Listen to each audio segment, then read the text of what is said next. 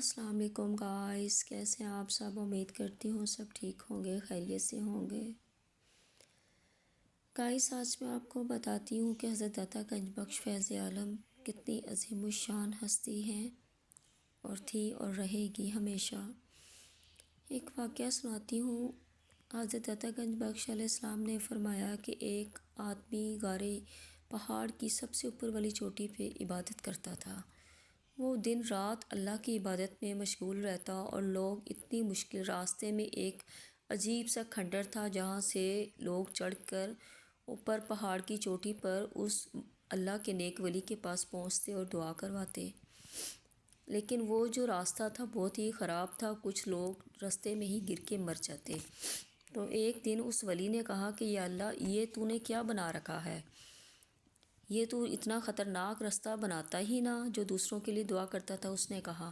تو اللہ کو کیا ہوا کہ خدا کی قدرت غصے میں آ گئی اور وہ اس سے ناراض ہو گیا۔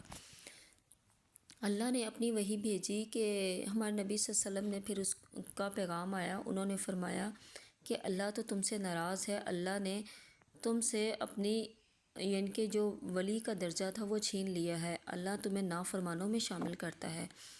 تو اس آدمی نے فرمایا یا رسول اللہ، واقعی اللہ نے مجھے نافرمانوں میں شامل کر لیا ہے؟ اللہ نے ہی کیا ہے نا؟ تو اس نے کہا کہ جی اللہ نے ہی کیا ہے، کہ شکر ہے اللہ کا کہ اس نے مجھے نافرمانوں میں ہی کیا اور اللہ نے تمہارے لیے دوزخ مقرر کر رکھی ہے۔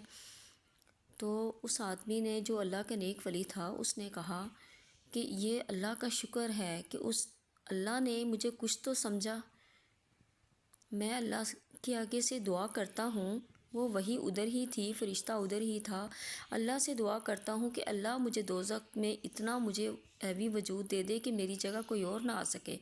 تیری مخلوق، تیرے بندے بہت پیارے ہیں، کوئی اور دوزخ میں نہ جائے، صرف دوزخ کو مجھ سے ہی بھر دے۔ تو ابھی وہی اوپر نہیں پہنچی تھی کہ اللہ نے حکم دیا کہ اس کو، یہ تو میرا نیک بندہ ہے، اس کو میں معاف کرتا ہوں اور اس کے لیے جنت کا اعلان کرتا ہوں۔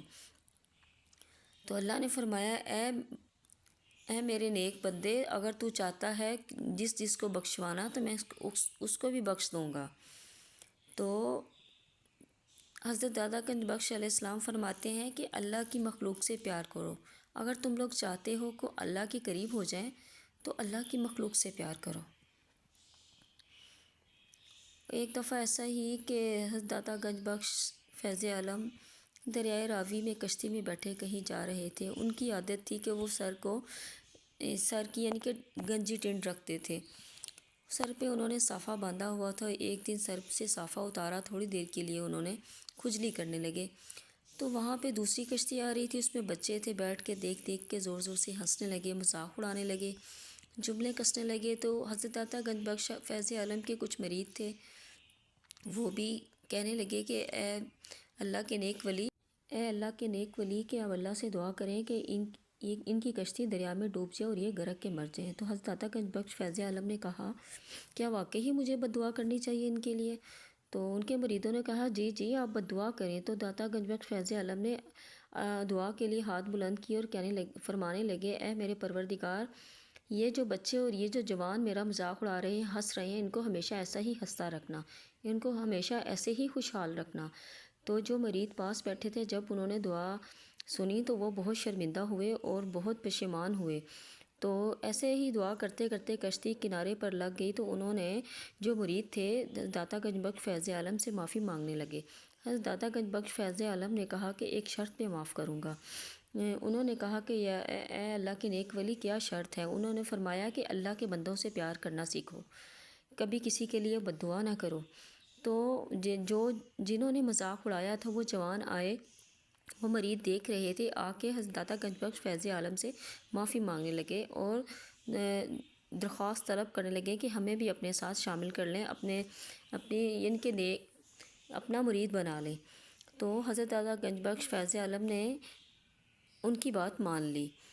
تو جو وہ تھے ان میں سے کچھ تو عالم بن گئے، کچھ درویش بن گئے اور کچھ اللہ کے نیک ولی بن گئے، ولیوں میں شامل ہو گئے۔ اسی لیے کہتے ہیں اللہ کی مخلوق سے پیار کریں۔ اللہ حافظ۔